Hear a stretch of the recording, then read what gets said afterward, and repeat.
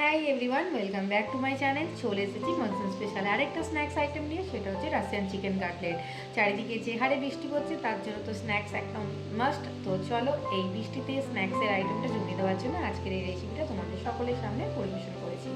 তো তার জন্য ফার্স্টে চিকেনগুলোকে সেদ্ধ করে দিতে হবে, সামান্য জল গরম করে তাতে নুন দিয়ে ভালো করে এটাকে সেদ্ধ করে সাইডে রেখে দিতে হবে। ঠান্ডা হলে এই স্ট্রেটগুলোকে আলাদা করে দিতে হবে। এবারে অপর দিকে একটা প্যান নিয়ে নিয়েছি, তার মধ্যে একটু বাটার মেল্ট করে নিচ্ছি। তোমরা চাইলে এখানে অয়েলও ইউজ করতে পারো, আমি বাটার দিয়েছি। তারপর এখানে জিঞ্জার গার্লিক আর গ্রিন চিলি পেস্ট ইউজ করেছি, সেটাকে ভালো করে একটু শর্টে করে নেবো। যতক্ষণে কাঁচাভাবে গন্ধটা যেটা আছে সেটা বেরিয়ে যায় ততক্ষণে একটু কষিয়ে নিতে হবে। তারপর কিছু ভেজিটেবল অ্যাড করছি, অনিয়ন, ক্যাপসিকাম, ক্যারট, বিনস আছে।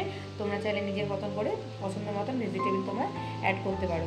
এটাকে ভালো করে এই পেস্টের সাথে কষিয়ে নিতে হবে, যতক্ষণ এর কাঁচাভাবে গন্ধটা বেরিয়ে যায়, হালকা একটু সেদ্ধ হয়ে যায় ততক্ষণ এটাকে কষিয়ে নিতে হবে। তারপরে এর মধ্যে দিয়ে দেবো সেদ্ধ করে রাখা আলুটা তোমরা চাইলে এর সাথেও সেদ্ধ করতে পারো, আপনার কুচি কুচি করে কেটে। তবে সেক্ষেত্রে পরিমাণটা একটু সময়টা অনেক লেগে যাবে, তাই জন্য আলুটা সেদ্ধ করে আগে থেকে রেখে এর মধ্যে দিয়ে দিচ্ছি। সেটাকেও ভালো করে এর সাথে একটুখানি কষিয়ে নেব।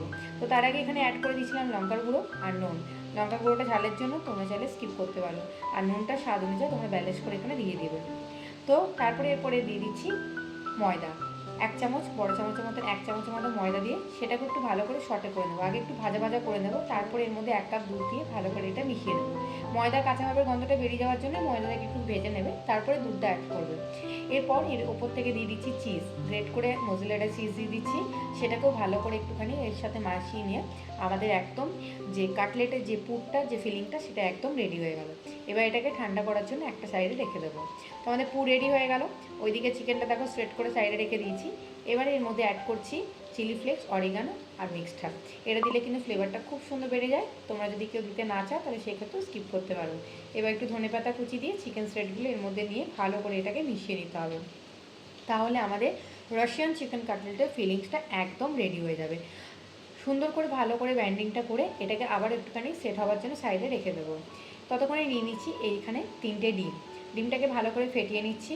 ফেটিয়ে নিয়ে এটাকেও সাইডে রেখে দিচ্ছি। এবারে নিয়ে নিচ্ছি এখানে সেওটাকে আগে আমি একটুখানি সামান্য তেল দিয়ে একটুখানি কিন্তু ব্রাউন করে ভেজে নিয়েছিলাম। সাদা সেওটা ইউজ করিনি, এরকম ভাজা সেও কিনতে পাওয়া যায়। আমি সাদা সেওটাকে একটুখানি ভেজে নিয়েছিলাম এরকম ব্রাউন করে।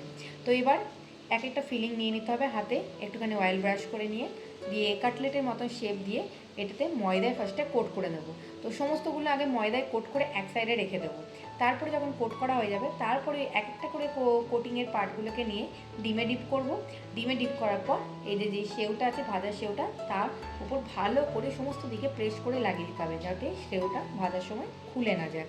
তো এরকম করে সমস্ত কাটলেটগুলোকে আগে ফার্স্টে করে আমি সেট করে গড়ে নেব।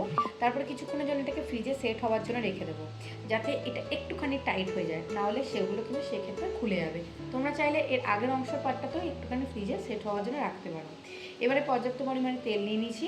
আমি এটাকে আজকে শ্যালো ফ্রাই করছি, তোমরা চাইলে ডিপ ফ্রাইও করতে পারো, তবে শ্যালো ফ্রাইতে টেস্টটা বেশি বাড়ে। এবার সমস্ত কাটলেটগুলো এক সাইড করে গোল্ডেন ব্রাউন হয়ে আসা অবধি ভালো করে ভেজে নিতে হবে। মিডিয়াম টু হাই ফ্লেমে রেখে ভেজো, নয়তো ওপরে সেওটা খুব তাড়াতাড়ি খড়ে যাবে। এটা কিন্তু ভাজতে বেশি সময় লাগে না, যেহেতু সমস্তটা আগের থেকে কুক করা আছে, তাই বেশি কাঁচাভাবে প্রবলেম এটাতে হবে না। যাতে সেওটা পুড়ে না যায় সেরকমভাবে গ্যাসের ফ্লেমটা ব্যালেন্স রেখে সমস্তটা এপিট ওপিট গোল্ডেন ব্রাউন অবধি করে ভেজে নিতে হবে। তো একদম গরম গরম রাশিয়ান চিকেন কাটলেট রেডি। সমস্ত দিকটা যখন গোল্ডেন ব্রাউন হয়ে যাবে এরকম একটা অয়েল অ্যাবজর্বের পরে এটাকে তুলে নিয়ে গরম গরম চা, কফি, সস, কেচাপ, কাসুন্দি যাই হোক না কেন সার্ভ করো, খেতে অসাধারণ লাগে। চারিদিকে যে পরিমাণে বৃষ্টি হচ্ছে তার থেকে তখন তো মনেই হয় যে একটুখানি স্ন্যাক্স আইটেম পাশে থাকলে খুব ভালো হতো। তো তোমরা এটাকে বাড়িতে ট্রাই করে দেখতে পারো, আশা করছি তোমাদের সকলকার খুব ভালো লাগবে। আমার চিকেনের অনেক স্ন্যাক্সের রেসিপি আপডেট তোমরা আমার ইউটিউব চ্যানেলে পেয়ে যাবে। একটা ভেঙে দেখাচ্ছি, দেখো ভেতরটা কত সুন্দর কালারফুল লাগছে, খেতে কিন্তু এটা অসাধারণ হয়। তোমরা দিয়ে আওয়াজটা শুনে বুঝতেই পারছো কতটা ক্রাঞ্চি হয়েছে। এটার উপরে সেওটা যখন মুখে পড়ে না, এত সুন্দর লাগে না, দারুণ লাগে খেতে। একটা ক্রাঞ্চিনেস, ভেতরে সফটনেস, জুসি, তো জাস্ট অসাধারণ। তো চলো টাটা, দেখা হবে নেক্সট ভিডিওতে।